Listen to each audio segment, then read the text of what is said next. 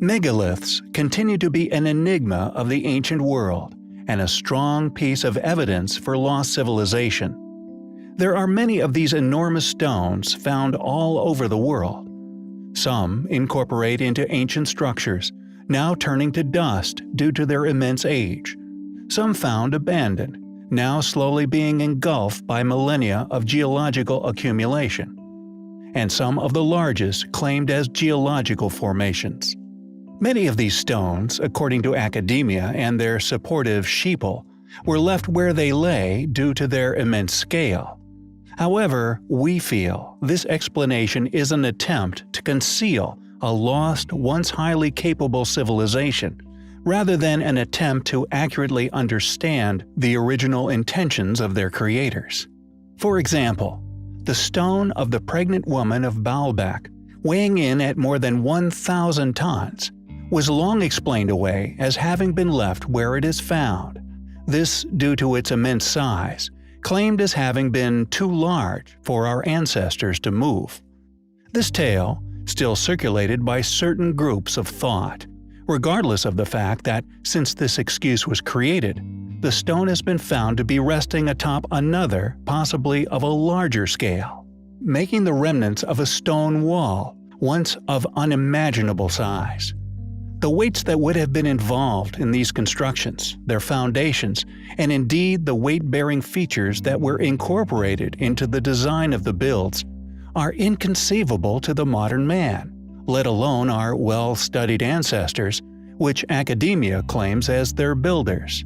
Structures such as the Great Pyramids were undoubtedly calculated and carried out by a civilization of immense capability. For example, on a much smaller scale, yet still demanding unquestionably advanced knowledge of architecture, a structure we recently covered, the Treasury of Atreus. This enormous ancient dome also incorporates features indicative of advanced civilization. Known as a relieving triangle, this small triangular opening above the structure's enormous 120-ton lintel was included as a necessity to carry weight away from the doorway down the structure's design. This feature included to prevent undue stress on the stonework, undoubtedly contributing to the structure's longevity. These advanced architectural features, along with the original schematics of the building, were created by individuals with an incredibly advanced understanding of building methods. It is clear to all who investigate these features in detail, architectural characteristics shared throughout the ancient world, that they were simply not understood by our less capable, more recent ancestors. The mind-boggling calculations that were accurately made before the structures were undertaken are clear for any architect of the modern age to see, and when confronted with these details, many quickly realize just how astounding these ancient achievements were. This conclusion can be made absent the enormous blocks that were also included in the build. Regardless, the fact that these stones were also a necessity to accomplish such feats, they are undoubtedly highly compelling. Tambo Machai is an ancient site located within Peru that, like so many others within this remarkable landscape, clearly demonstrates a level of sophistication within its stonework unquestionably far out of the reaches of those who are academically claimed to have been the builders of these remarkable sites. It is a site that not only possesses the same mind-boggling methods of polygonal masonry as that of Machu Picchu and Sacsayhuaman, among many others, but also exhibits an excellent example of the levels of refinement that also went into the building of the irrigation systems throughout the area. Systems that, although unimaginably old, still function perfectly to this day. Furthermore, and perhaps most intriguing regarding this area, even eclipsing these astonishing feats of ancient engineering, is an area in particular which exhibits some of the most perplexing peculiar feature to be found anywhere in ancient Peru. This area of stone is not merely vitrified, but was, at some point within the distant past, turned to lava. With the limited investigations available, predictably none of which undertaken by funded academics, It has been revealed that this mysterious event did not occur as one would have presumed, from a heating from above, but from beneath, or perhaps from within the center of the stonework, successfully melting the stone wall in its entirety into a pool of liquid magma. And although largely overlooked by tourists, and indeed academics alike, the evidence of the stone having once turned to liquid is undeniable. The question then, what turned this stone to liquid? Was it some form of weapon? Or perhaps is this evidence to suggest how polygonal walls were once built? Perhaps these as yet unexplained polygonal walls were constructed with such precision due to a past ability of its builders, able to melt and shape these stones prior to placement. Or perhaps, could this melted stone be evidence of a war? One that occurred between the inhabitants of these ancient ruins and an unknown entity, ultimately resulting in their demise. Perhaps being the reason why these highly advanced, highly capable ancient people from these civilizations not only mysteriously disappeared, but left many a quarry amid ancient stonework seemingly abandoned, left where we find them today. In another area of the world, far away from Peru, there also exists compelling evidence of such a war, having actually once taken place with a possible entity from above. Eerily, this site is claimed as the remnants of a battle with God, specifically surrounding the biblical story of Sodom and Gomorrah. Sulfur balls embedded among the landscape at this specific site is undoubtedly compelling evidence to support these accounts of war, a holy war undertaken at this specific location that, regardless of Holy Scripture, was fought with a foe of considerable ability. Exclusively found at these sites are white, pure sulfur balls embedded in the mortar that now, due to their tremendous age, are slowly turning to powder. The sulfur found at these sites has also, intriguingly, been tested from 93% to as high as 98% pure sulfur, with trace metals such as magnesium found within that would have produced astounding heat, easily capable of melting stainless steel and indeed the stones within Peru. Furthermore, the brimstone found is significantly different to sulfur found elsewhere, almost as if this brimstone was specifically designed. For example, sulfur from within natural geothermal regions is yellow in crystal form. We find all these evidential factors highly compelling. Along with the many other unexplainable feats undoubtedly left by a highly advanced, highly capable lost civilization, there are the countless examples of extreme precision stone cutting. Not only is this remarkable past capability visible in their many stone walls and fortresses alike, but also in their exquisite artwork. If we look upon the statues of ancient Egypt, for example, the symmetry, along with the proportional precision present within their statues, is not only perfection personified, but unquestionably far too advanced for the so-called academically claimed builders to have achieved.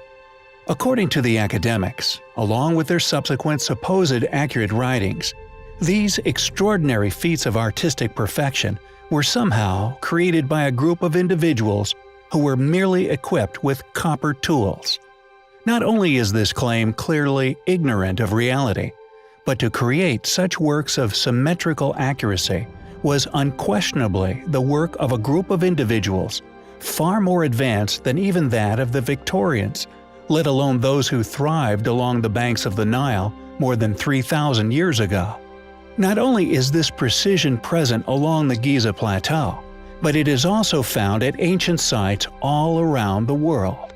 Masterfully created statues and structures, often carved straight out of stone bedrock, with such vision and artistic prowess that many now presume that the individuals capable of such feats must have had advanced machinery at their disposal. Most of ancient India, for example, is created with such delicacy and exactness that we today could only accomplish the same with the utilization of modern machines.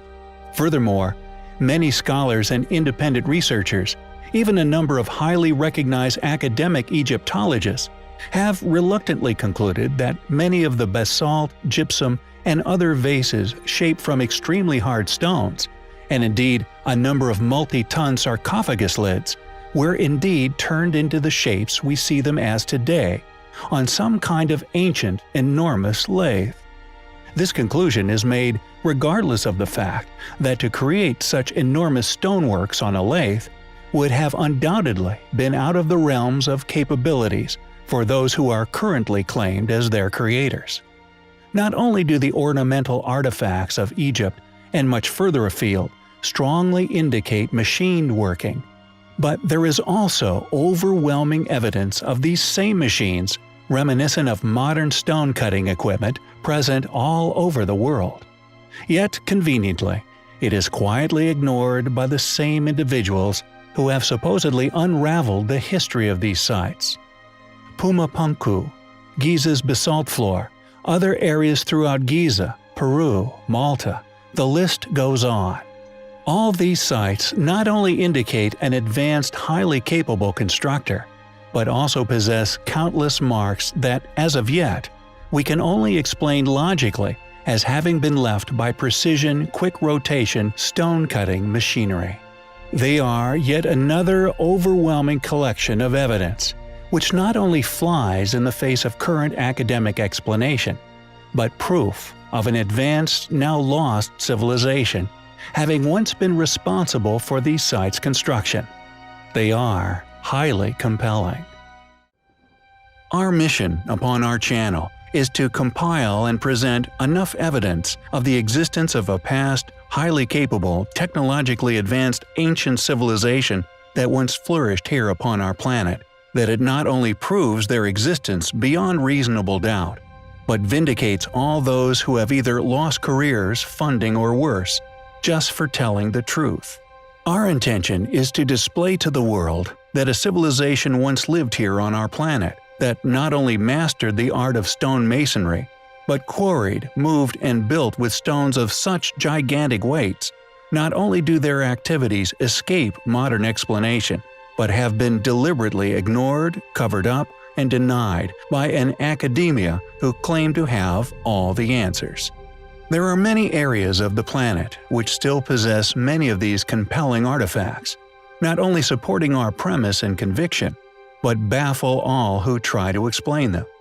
And although, predictably, rarely shared by academics the world over, one of these ancient places is known to the modern man as Italy.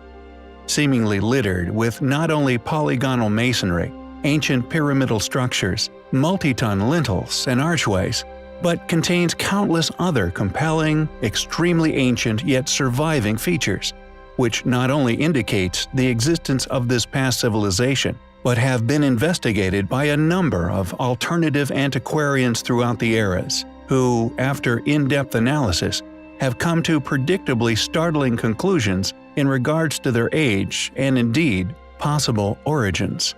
We have in the past covered a number of these ancient sites, one of which being the Cyclopean Wall, which still surrounds the ancient Acropolis of Alatri, and indeed the astonishing polygonal masonry which makes up the apparently Greek-constructed Necromantion, a place not only proven due to the polygonal architecture to undoubtedly predate this academic explanation, but also, thanks to our own study of the site, has fingerprints left by a tool within the main chamber, said to be the passageway to the underworld of Hades, that we have identified and linked to a number of other unexplained sites found throughout the world. However, this coverage of the Italian relics we have so far explored is but a fragment of what is actually hidden among the winding streets and rolling hills of Italy.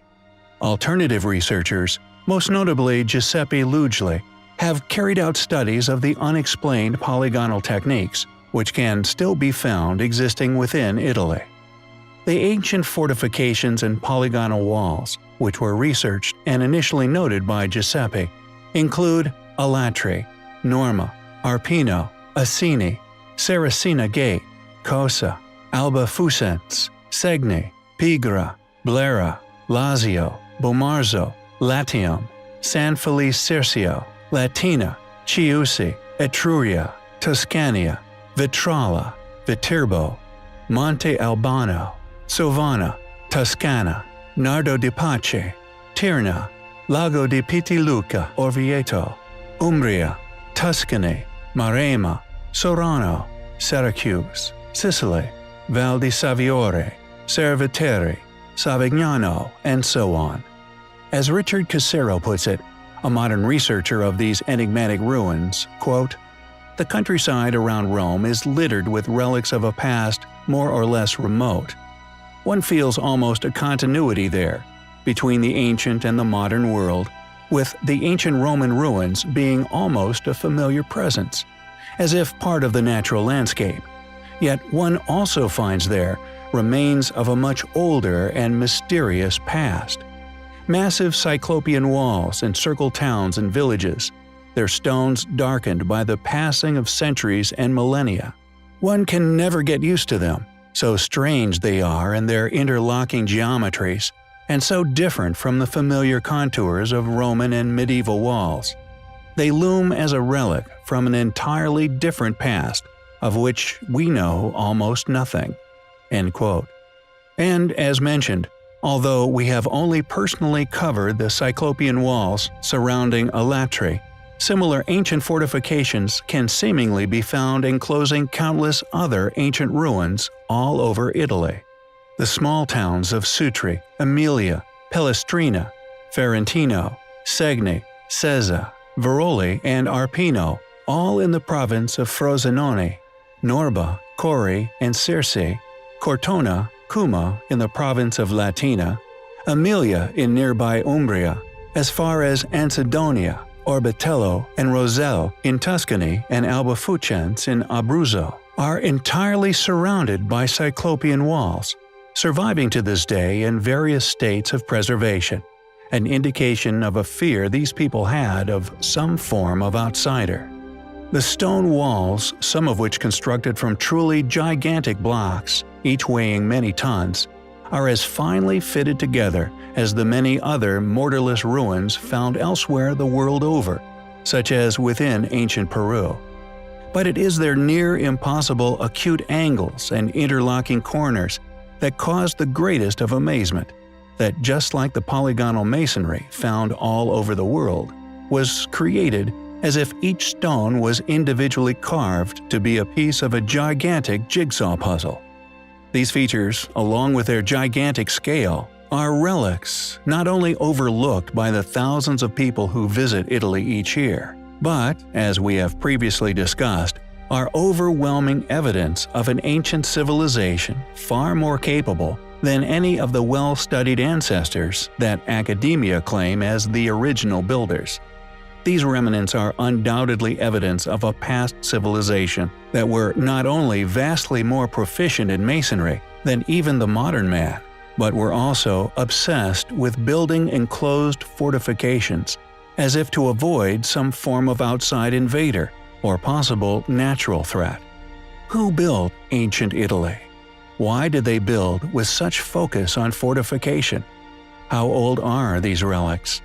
We feel that due to their inexplicable nature, they are undoubtedly relics left by a now lost civilization, yet continue to be ignored by an academia who deny this people's past existence.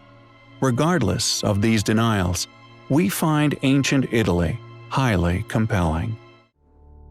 Bozda Cave, within modern-day Turkey, is unquestionably an astonishing place. An enormous cave system that many people simply assume is a natural formation, with select areas quarried out, subsequently used to build numerous ruins throughout the area. However, what many people have seemingly overlooked, and we presume funded academics have deliberately ignored, are the signatures left all over the stonework throughout the network of caverns, strongly indicating that this huge complex was once, somehow, hewn by ancient man. Also, and perhaps most intriguingly, is that this task was completed using a number of different advanced tools, whose marking, thanks to ours and others' astute research, has also been found scarred upon many other ancient sites, some located far away from this enigmatic cave system. The stone, once quarried out to create this enormous cavern, subsequently located as having been used to create a number of remarkable precision-cut monuments, including a once existing wall which surrounded an ancient site known as Hairan. Additionally, due to the realization of this quarried stone having been used in Hairan, in addition to our own previous research, we have successfully linked Bazda to yet more ancient ruins, all dated to vastly different eras within history. Thanks to our channel's creator possessing a photographic memory, we have correlated undeniable characteristic similarities, connecting many of these ancient sites throughout the world. Firstly, the signatures left by advanced stone-cutting technologies, tool marks left upon the cave system's walls. Scars upon the stonework, which are present at many other sites, Baalbek in Lebanon, Petra in Jordan, Yangshan Quarry within China, and at least 2 rock-cut monuments within India, the roof of a precision-cut cave, and an unfinished temple known as Veduvan Koil. This crescent-shaped scarring, often of an overlapping fashion, we feel is reminiscent of scars left by modern-day tunnel boring equipment. Yet due to the lack of in-depth research surrounding such anomalies, with these tool marks, as far as we are aware, only receiving limited attention at Baalbek and merely photographed at Yangshan, have begun to name such markings ourselves in an effort to categorize and identify such curiosities being discovered worldwide, with these now known to us as crescent cup and ring marks.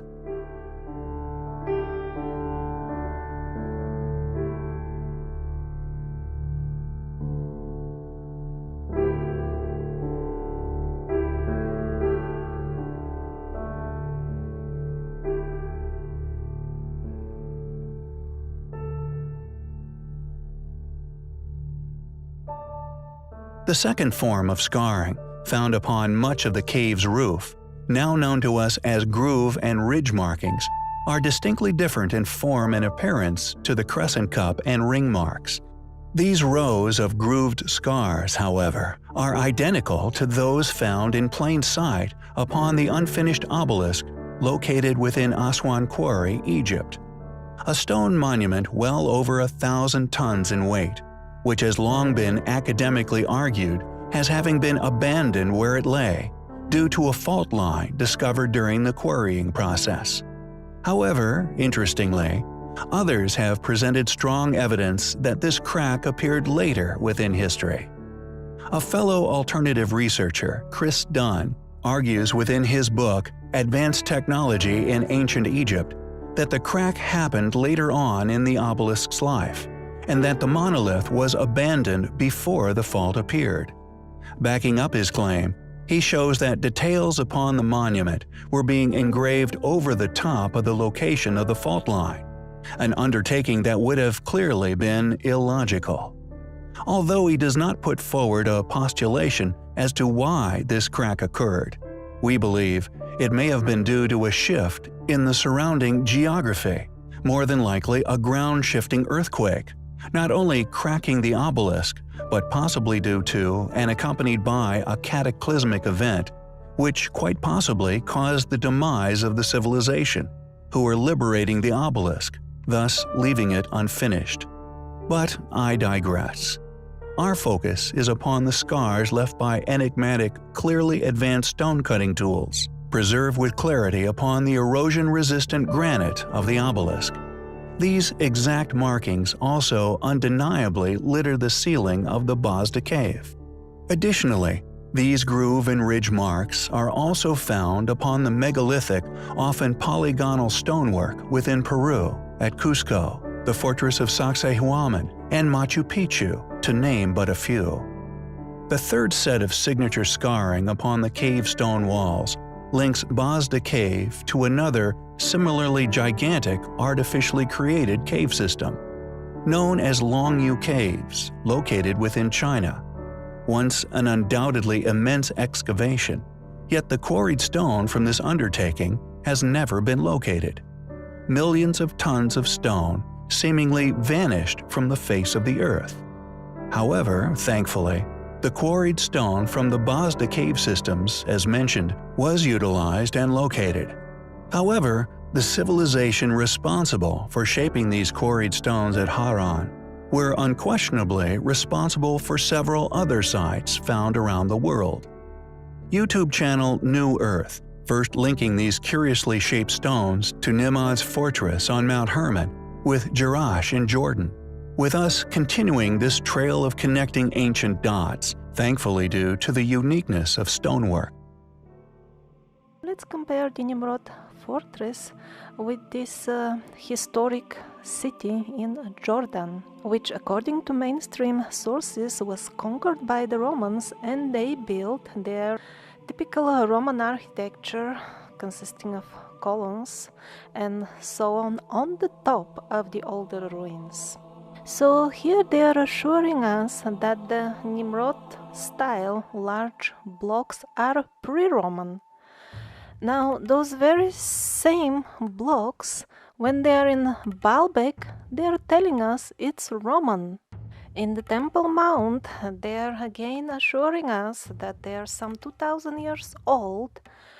In Bosnia, they are telling us they are whatever, 3 or more thousand years old, and of course they are built by some obscure, unknown tribe, of which even the name they had to fabricate. Enabling us to link the royal kurgan in Crimea to New Earth's discoveries, and now to the ancient ruins of Haran in Turkey. Not only can we argue that this cave system was indeed man-made, but is the only site we know of that possesses such an array of these enigmatic stone-cutting technology scars, allowing us to successfully link it to at least 15 ancient sites around the world. The cave itself, Basran, Haran, Baalbek, Petra, Jerash, Yangshan, Longyu, Vetivan Koil, Malmala Param, Cusco, Sacsayhuaman and Machu Picchu, Nimrod's fortress, and the royal kurgan. Possibly many others we are yet to recognize. In conclusion, the vast array of different, as yet unidentified, advanced stone-cutting equipment scars present within the cave, each leaving its own unique signature upon the stone. The shaping of these stones, unique to an unknown civilization's signature handiwork, found worldwide, used within an array of as yet unexplained ruins, academically claim to be of vastly different ages and the work of vastly different cultures. We find it not only clear evidence of academic fallacy, but incredibly compelling.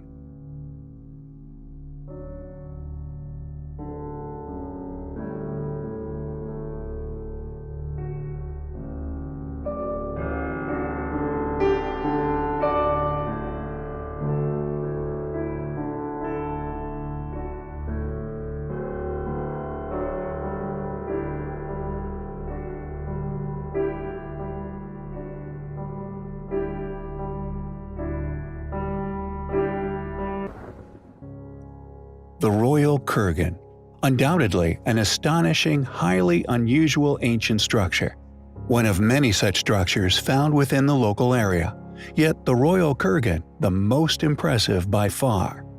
Found within eastern Crimea, this incredible building, predictably, like many other miraculous, possibly pre-cataclysmic, as yet unexplained ruins, which we so often cover on our channel, not only possesses features strongly indicative of a culture far predating the current academically attested constructors, but this impressive structure, like the many of the other structural relics found throughout the world, is claimed as a mere tomb. We hypothesize this is due to their inexplicable nature, revered by our more recent ancestors, and as such, selected burial locations for rulers of these more modern, well-studied residents of the area, with the royal kurgan being no exception. According to academic study, it was apparently created with the sole purpose of being that of a tomb, constructed for the ruler of the Bosphorus kingdom within the 5th century BC. We postulate, however, that these structures were merely reused as tombs, subsequently becoming locations of worship for these once powerful individuals. Our claim that the Kurgan far predates these technologically challenged, academically claimed cultures is also strongly supported by architectural evidence found elsewhere on Earth, sharing unmistakable, compelling characteristics with other well-known ancient structures we have previously covered, which we postulated, due to the great antiquity of the structures, were undoubtedly surviving relics of a now lost pre-Diluvian civilization. It is unquestionably an enigmatic structure, with its most unusual and also recognizable feature being the mysterious, almost unique shape of its stonework. However, most intriguingly, this uniquely shaped stonework is a feature also found within the fortress of Nimrod, located upon the southern slopes of Mount Hermon, located an impressive 1,300 miles away. We find the chances of this extremely unusual type of masonry being made and subsequently used on these separate structures a mere coincidence highly unlikely. It is far more likely, regardless of the extreme distance between the structures, that they were, in fact, built by the same people, a group of highly capable constructors currently ignored by academia. We find it to be a far more likely, logical hypothesis that this mysterious group built the Royal Kurgan for an as yet unexplained purpose, using stone-shaping methods unique to them. Furthermore, as covered previously, just like Nimrod Fortress, located by New Earth Channel, there is yet another ruin built with these same easily identifiable blocks, found within the oldest foundations of the ancient ruins of Jerash in Jordan. This lost civilization's unique finish to their stonework, incorporated into each build, fortunately makes connecting these builds to the same constructors seemingly undeniable. And due to the fact that the Fortress of Nimrod and Jerash alike feature this stonework at foundation level, officially recognized as the oldest portions of both sites, we can logically presume that the Royal Kurgan not only shares the same constructor, but also likely shares the same tremendous antiquity. What's more, due to the sheer size of some of the stones utilized within Nimrod, indicates that it is existing work, created using lost knowledge, thus built by a lost civilization. Who built the Royal Kurgan within eastern Crimea? The surviving foundation at Jerash in Jordan, or indeed the original structure found at Nimrod's castle? Were these structures built by the same, once highly capable, highly advanced ancient civilization? If not, why do they share such an unusual, unique style of stonework? What was the Royal Kurgan built for? When was it built? We find its enigmatic shape, construction technique, and indeed seemingly identical stone characteristics, linking it to the other ruins of tremendous antiquity, each located thousands of miles apart. Highly compelling. The Nimrod Castle, which translates as Castle of the Large Cliff, is an astonishing ancient fortress. And although this awe-inspiring site has predictably been dated to the medieval era, we feel that due to the many anomalous megalithic blocks within its construction, it is far older than this, and undoubtedly a remnant left by a highly advanced civilization, now unfortunately lost to history. This due to academia's funded and often deliberate ignorance. Many of the oldest blocks present within the structure, for example, are all upwards of 10 tons, with some of the heaviest recognized as being over 40 tons in weight. How modern curators and academics alike can attest to these ruins having been created by our tremendously less capable medieval ancestors, we feel, is preposterous. According to those in the so-called know, the fortress was created from scratch during the Ayyubid dynasty, placed within the 12th and 13th centuries. The dynasty undoubtedly existed, This we do not deny. We also do not disagree with the posit that the dynasty ruled large parts of the Middle East during these centuries. However, we suspect that, just like the many other unexplainable ancient advanced ruins found throughout the world, these more recent ruling ancestors, and indeed the large array of ancient artifacts which they left, creating an archaeological legacy, has been used to conveniently date and explain this miraculous structure away, avoiding the controversial truth which is clear for all to see. The fortress is situated on the southern slopes of Mount Hermon, upon a ridge that rises over 2,600 feet above sea level, overlooking the Golan Heights. We feel that due to its strategical location, much of the structure was rebuilt upon. This task completed with the purpose of guarding a major access route. We believe that upon the leader of this dynasty, Al-Aziz Uthman, discovering the enormous, impenetrable polygonal masonry still in existence within the walls of the site, that were left by a people who, at some point within antiquity, mysteriously vanished. This leader made the logical decision to build upon the impressive remnants, with these walls being reused, utilized for a more modern fortress. This second phase, predictably made with far smaller blocks, and thus can be easily explained as medieval architecture. A fortress could have indeed been its original purpose, this due to its strategically placed location. Indeed, other ancient, advanced, seemingly impenetrable fortresses can be found in other places within the world, such as Sacsayhuaman, although its true grandeur or its initial advanced builder's intention for the structure may take tremendous, meticulous alternative research to eventually unravel. Furthermore, intriguingly, the enigmatic yet highly recognizable shape of this initial stonework is also present at another site, possibly a number of other sites, although in particular within Jerash, a site currently claimed as Roman. Who built the Fortress of Nimrod?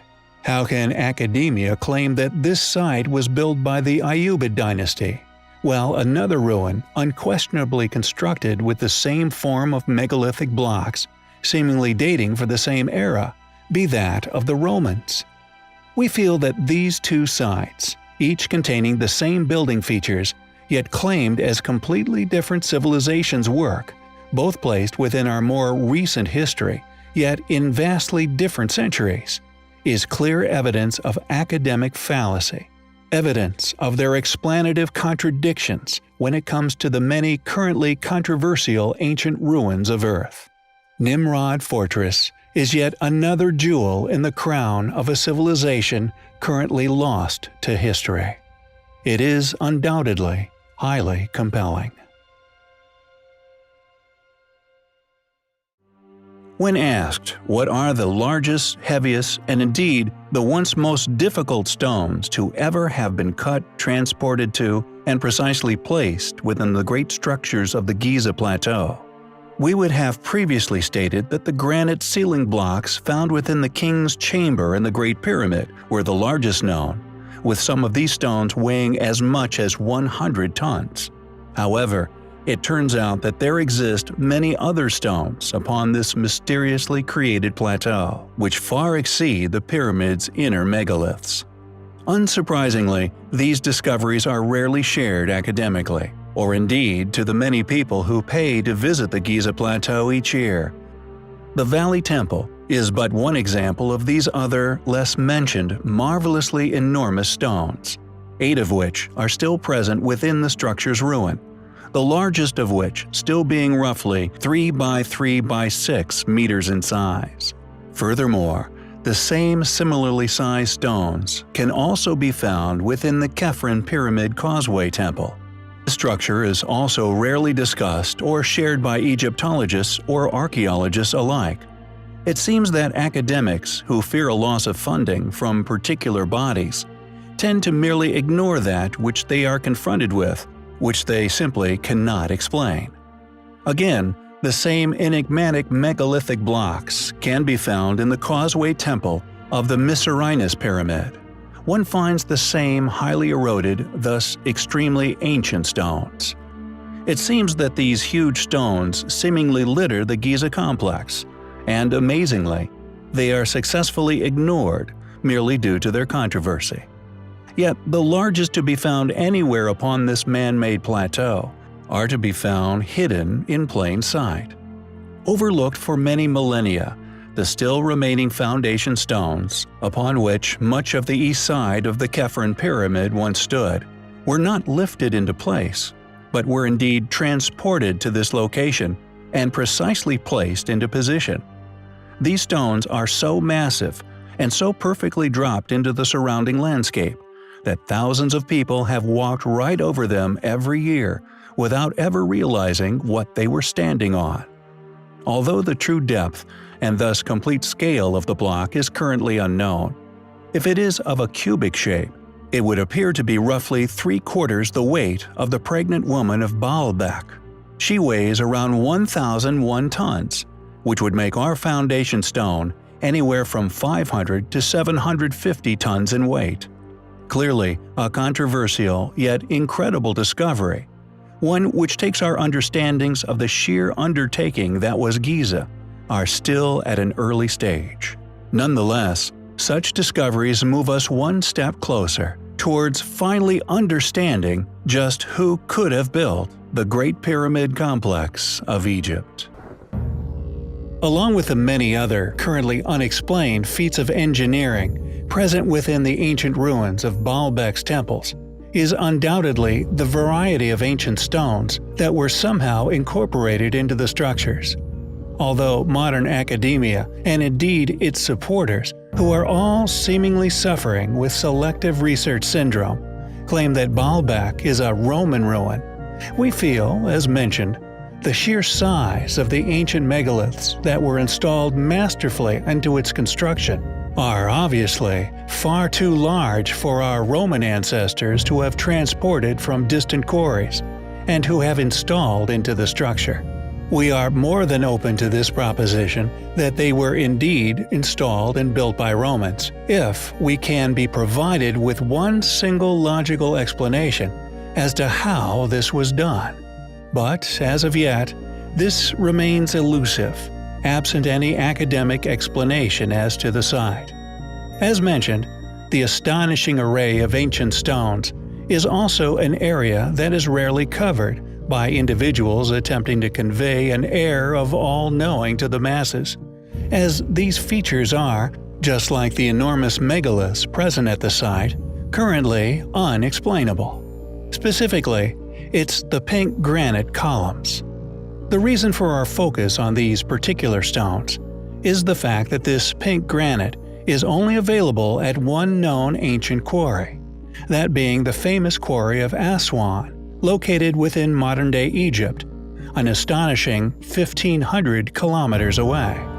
Some of these stones weighing in at more than 10 metric tons, this achievement, we feel, is clear indication of the fact that the builders of these ancient sites were far more capable than that of our more recent Roman ancestors. For example, as previously covered on our channel, Henri Layard brought 2 lamassu weighing in at a similar size around 10 tons to London. This task took over 18 months of arduous suffering for hundreds of our modern ancestors, placed a mere century ago to complete. It included several near disasters, and included loading them onto wheeled carts, complex systems of modern pulleys and levers operated by dozens of men, the utilization of over 300 men in total, a barge, and a custom-built ramp to haul them up the steps and into the museum. How these same curators, historians, and academics alike can continue to claim that our Roman ancestors completed such tasks, along with the placement of such enormous stone megaliths, is to us absurd. Was the unfinished obelisk found within Aswan the work of the same civilization? We feel that these pink granite columns could, in all possibility, be a link that connects these two ancient sites, and in particular, the Great Pyramids. Was Baalbek, with its enormous granite megaliths, built by the same people as the Great Pyramids? Is the giant megalithic exoskeleton of the Great Pyramids, which we have already exposed, built with the same techniques as Baalbek? We find the evidence to suggest such, highly compelling. Due to the rigidity of academic opinion regarding the history of man, many sites are stubbornly attributed to civilizations that were simply incapable of their construction. Mausoleums, temples, and other structures found all over the world, often carved straight out of the bedrock with such artistic vision and accuracy, they rival even the artistic masterpieces created during the Renaissance. Temples such as the Kailash, among many others found within India alone, that were somehow carved straight out of rock hillsides with stunning precision. Such astonishing feats of ancient stonework that to claim they were created by the currently academically attested cultures, we feel is absurd. Not only are many of these ancient, unexplainable structures built with the utilization of seemingly impossibly huge megalithic blocks, but they also display masonry techniques and refined stone carving that we believe the only logical explanation for their origins is that of a once highly capable, technologically advanced civilization's workmanship. For example, our recent research surrounding the Bosda cave system, the confirmed quarry for the nearby ancient ruins of Haran, with a focus on the stone-cutting tool marks found within, and indeed the easily identifiable shape of the blocks built from this undertaking, we perceive as a possible missing link now connecting a vast number of ancient ruins around the world. Due to it being confirmed as the quarry for Haran, and the unique shape of the stones used in the construction of the site, we have been able to link this signature style of block cutting to many other sites around the globe. With the astonishing ancient rock-cut structures found at the site known as Myra, now also identified as one of these sites, predictably claimed as tombs by academia. And although there is no substantiated written reference for Myra existing before it was listed as a member of the Lycian League in 168 BC, the stonework still existing at the site, thanks to ours and New Earth's efforts, could be seen as that of the same as many other ancient sites, also possessing these signature blocks found at Hassan, which we strongly feel, due to a large amount of evidence, as having a pre-Diluvian origin. These identifiable features most notably found within the theater of Myra, and although the flooring has been robbed out, which we presume was once polygonal, just like that of the flooring found still existing at the ancient amphitheater of Delphi. Additionally, the precision with which these pertained tombs were cut into the sheer cliff face is to us clear evidence of a civilization's work far more capable than that of the academically claimed builders, the Iron Age Lycians, or even the Greeks. We suspect, like the many other incredibly built ancient sites around the world, this site was merely re-inhabited by later civilizations, utilized and indeed claimed as their work, not only due to an absence of documentation of their existence prior to this habitation, making academia's claim to their creators an easy assertion to make, but also due to the perceived illusionary capabilities that these monuments would have lent to the Greeks and prior to them the Lycians' architectural skills. There are two necropolis of these rock-cut temple fronts found at Myra, the first being the river necropolis and the second being the ocean necropolis. The best-known tomb in the river necropolis is the Lion's Tomb, also called the Painted Tomb. This name given to the tomb by traveler Charles Fellows, who in 1840 found the tomb to have still been colorfully painted in red, yellow, and blue. Lycia is known to history since the records of ancient Egypt and the Hittite Empire in the Late Bronze Age. It was populated by speakers of the Luwian language group. Written records began to be inscribed in stone in the Lycian language after Lycia's involuntary incorporation into the Achaemenid Empire during the Iron Age, with ancient sources indicating that an even older name for the region was Alope. How can academics continue to claim that such precisely cut stone structures were the work of such primitive cultures? We believe it to be far more logical to presume that these precision-cut structures were already in existence during these eras, and probably the reason for the area's initial inhabitation. Who built the ancient rock-cut structures of Myra? Were they, as we postulate, created by the same advanced lost civilization we have linked through the stonework to sites the world over? It is undoubtedly an incredible location, with particular identifiable features, which we find highly compelling. After many years exploring the remnants of a past highly advanced lost civilization, a civilization who after extensive study we have identified fingerprints of on literally every continent on Earth, whose identity we have relentlessly searched for, we now feel, after several astonishing realizations, that it may have been right under our nose this entire time.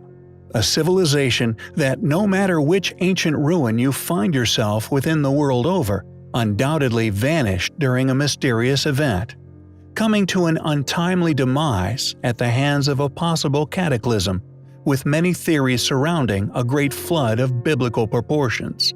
As most of you will be aware, there exists legends of a mysterious civilization, which seemingly shares these rumors of demise, yet the connection between them, as far as the general population is aware, has never been made. A civilization that many a scholar has concluded was not only a highly capable, technologically advanced and highly intelligent group, but was also hell-bent on world domination. This civilization is most commonly known as the Atlanteans. Illogically, however, regardless of the immense study of this group traveling far and wide in pursuit of this world control, we have only ever been told of them existing upon a single mystical continent, a place that has been searched for by countless people for over 2,500 years. Yet, predictably, academia staunchly deny any existence of this past culture, or indeed its influence upon a now lost part of human civilization. However, we feel this is a clue which will support our following assertions. Researchers and scholars worldwide have discussed Atlantis for many years, proposing a number of theories and personal opinions as to its past location. A theory of a single continental inhabitation we now feel has been a successful red herring, leading many a talented investigator down an inevitable dead end. Ken Feder, professor in archaeology, however, suggested several things regarding Atlantis in his book Frauds, Myths, and Mysteries: Science and Pseudoscience in Archaeology. Professor Ken suggested, as a result of extensive exhaustive study, that the Atlanteans were incredibly sophisticated, yet perceived as an evil culture that attempted to dominate the world by force. Professor Ken portrays the Atlantean civilization as an evil and war-based civilization, whose only goal was conquest, a hypothesis we feel we can not only support, but extend upon with a large volume of our own research. A Swedish scientist and writer called Olaus Redbeck proposed a rather interesting theory between 1679 and 1702. He wrote a 3,000-page treatise comprising a total of 4 volumes called Atlantica, in which the author attempts to suggest, and indeed prove, that Sweden was Atlantis, the cradle of civilization, and that all human languages evolved from Swedish. We do not confirm nor deny this hypothesis, but we do feel, regardless of where the Atlanteans originated from, they were not existing upon a single mystical continent that sunk into the abyss, but were indeed the dominant force which could be found settled throughout the world. Through our own continuing extensive research of ancient ruins around the world, and the numerous links that we have individually made surrounding these particular ruins, technological characteristics, similarities in building techniques, and unexplained architectural advances, we have concluded that these technologies were shared, not constructed by the same group, but shared as if by a dominating force. Varying from continent to continent in style, with slight alterations present in the techniques involved in the construction of many still surviving sophisticated ancient monuments. We have found, and indeed proven beyond doubt, that there is indeed undeniable links between the technologies used in their construction. For example, the enigmatic tool marks found upon megaliths are uncannily similar. The techniques used to build such monuments, such as metal clamps, although varying in shape and metallurgy, the actual knowledge behind such advancements seems to have been shared by a controlling ruling class, who we now feel matches the known identity of the Atlanteans, the only logical culprit, supported by historical rumor of their technological dominances, the only suspect present within ancient historical accounts. And although these scholars search for a particular continent, we feel we can argue were present on nearly all. Interestingly, there once existed an unquestionably important historical depiction found upon a Mayan plaque, showing the extinction of this mythical advanced civilization at the hands of supravolcanic eruption and a resulting deluge. We hypothesize, and we feel quite logically, that Atlantis sunk due to a worldwide cataclysm, and although they may have indeed originated from a specific location, Atlantis was not a single continent, but the pre-Diluvian world, thus can be identified as the worldwide advanced civilization we have searched for, and regardless of our own continued research, which supports the existence of a civilization that does indeed match their description, clues have also been left to us regarding this possibility throughout history by some of the greatest philosophers to ever live. If, for example, a supervolcanic eruption was to occur, possibly triggered due to naturally occurring increases in solar energy, possibly a cyclical characteristic of our own Sun, then this gigantic plume of ash would plunge the Earth into complete darkness for an unknown duration, possibly triggering an ice age. However, immediately prior to this plummeting of temperature, a dramatic increase in worldwide temperature would be experienced due to this belch of volcanic activity. This dramatic rise in global temperature would melt the ice caps at an incredible pace, flooding the Earth and thus giving birth to the legends of the sinking of Atlantis and indeed the biblical flood. This once existing artistic depiction of this event, created by a surviving Mayan artist, not only shows the eruption of a gigantic volcano, but a man in a boat attempting to escape this event, rowing away hopelessly into the rising deep blue ocean, surrounded by drowning parties, and a sinking landmass covered in ancient pyramids which can be seen behind. This landmass, according to the artist, was known as Aztlan, which translates to English as Atlantis. Our theory that Atlantis was not one continent, but the actual demise of this worldwide advanced civilization, and indeed the world as they knew it, which sunk dramatically, subsequently reformed by this dramatic melting and freezing over the duration of mere weeks or even days, is also supported by a clue left by Plato. According to Plato, and indeed Greek mythology, Atlantis was protected by the god Poseidon, who, for some unexplained reason, made his son Atlas king of this mythical land. We perceive this explanation given by Plato as a clue to the fate of not only Atlantis, but the pre-Diluvian world, Atlas being the defining individual and indeed word which could unravel this mystery. Is it mere coincidence that Atlas is incredibly similar in lexical similarity to Atlantis, and also that it is the name given to the map of modern landmasses and indeed the oceans of our modern world? Could this making of Atlas as king by Poseidon, claimed by Plato, be an admittance to an awareness of the Atlanteans' fate by Plato himself, with Poseidon deciding the fate of Atlantis, the god of the sea, earthquakes, and thus cataclysm? Has this mythical continent of Atlantis never been found, because we have already found it. Proof of their existence, and indeed inhabited landmasses, being all the existing advanced ancient ruins we so often cover here on our channel, which escape explanation, surviving above the waves. Not only has the ancient pyramids been found to have once been submerged under several meters of seawater, but countless other ruins we have covered also share this intriguing characteristic. Are we looking at the past existence of the Atlanteans every time we explore an as yet unexplained advanced ancient ruin? The instructors of these ruins, the font of this knowledge, having been the Atlanteans themselves, who, just like the legends tell of, met their untimely demise at the hands of a great deluge? We find the evidence to suggest such highly compelling. Mersin, a large city and port on the Mediterranean coast of southern Turkey, with some extraordinary ancient ruins. Named after an aromatic plant, Mersini, a genus of the myrtle plant family, a plant which has a deep and mysterious historic relationship with humans, still to be found growing in abundance in the area.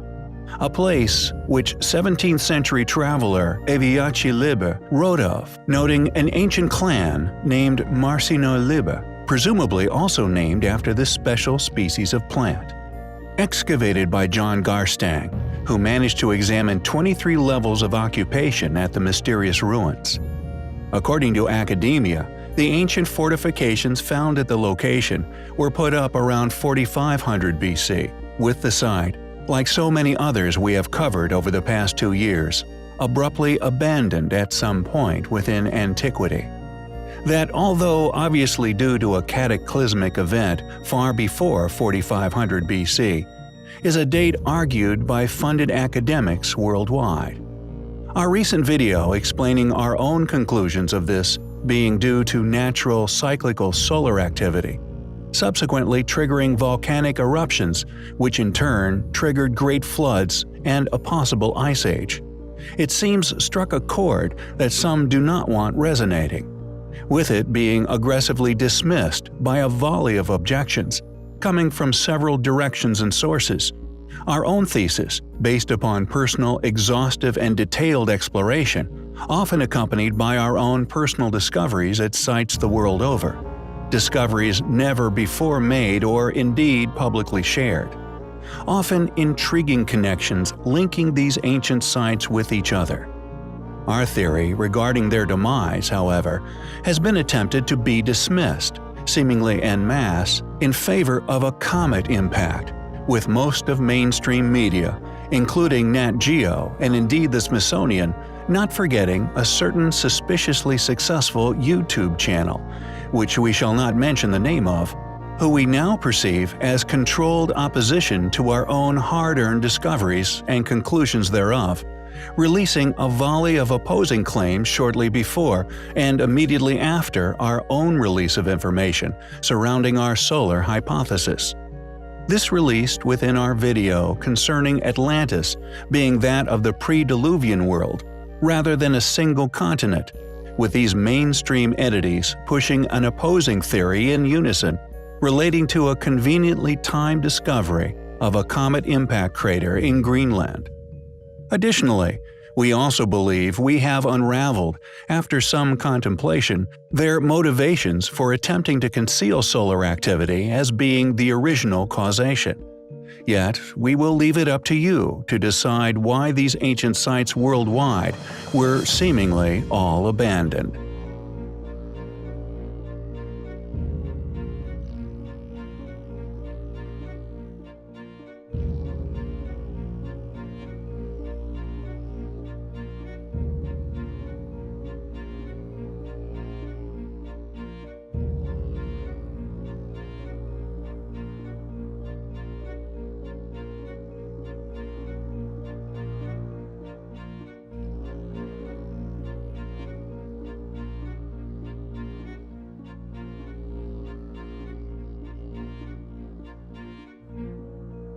Our reason for being reluctant to present a full exposé of not only our discoveries regarding their motive for concealing solar activity, but also who would want to, is that we truly feel exposing such agendas would jeopardize our work in several ways.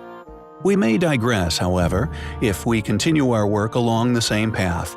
The astute among you may come to realize such motivations on your own. The focus of this video, however, is not solely regarding the recent attack we witnessed upon our work, regardless of the mountain of evidence we have surrounding solar activity. It does not regard the Neolith's worship of the sun, a culture we have long postulated were a surviving fragment of this once highly advanced civilization, or rather, what we now perceive was an obsession with the observation of the sun due to fearful memories, rather than that of worship, but rather the uncanny, advanced, as yet unexplainable architecture which can be found dotting Mersin and indeed the world. Mersin, like many other extremely ancient, well-built fortifications, became a part of many states and civilizations: the Hittites, Assyrians, Persians, Greeks, Seleucids, and Lagids, to name but a few.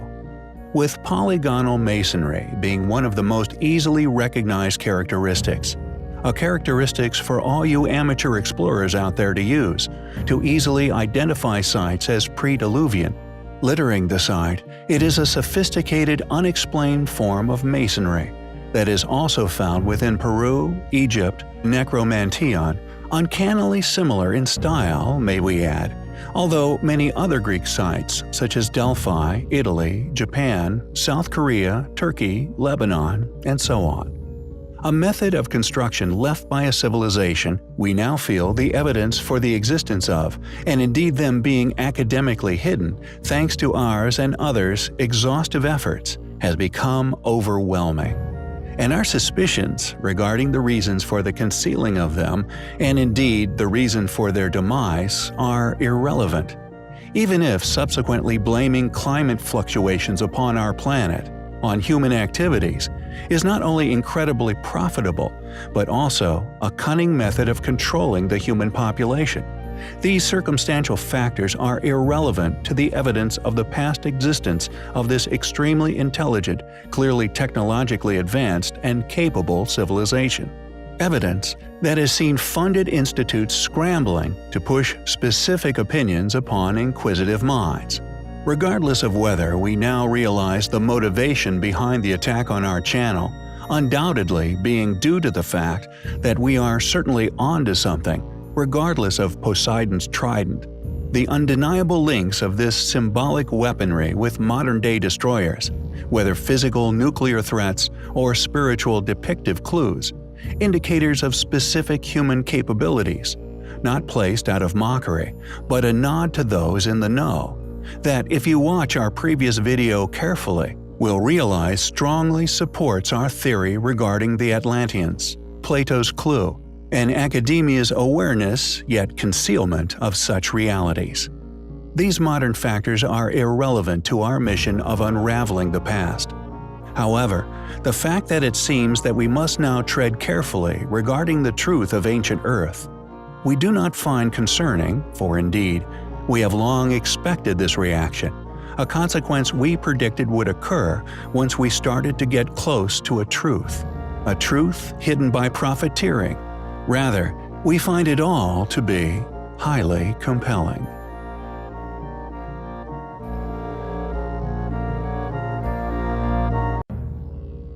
If you enjoy our content, if you think our battle worthy, please help us to continue our voyage of discovery in unraveling the mysteries of history. Links to donate can be found within the description. Without you, we cannot survive. Thank you.